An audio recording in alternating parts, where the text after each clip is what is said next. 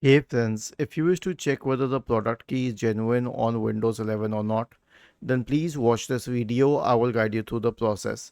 Now I'll tell you the easiest method. There are many, but I'll show you the easiest one.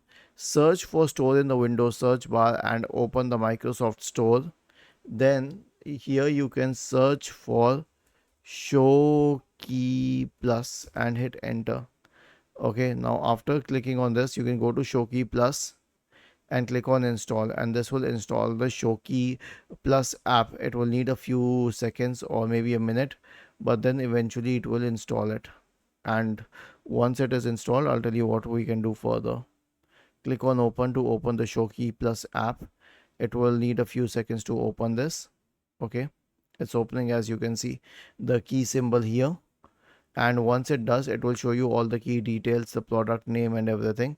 And if it is showing the details, then it means that the key is genuine, because that's how it's picking up the key. And furthermore, in my case it is an OEM key, but in your case it could be a retail key or a volume licensing key. Was this helpful? If yes, then please subscribe to the channel. If not, then let us know in the comment section of the video on how we could help you further. Thank you for watching this video and have a nice day.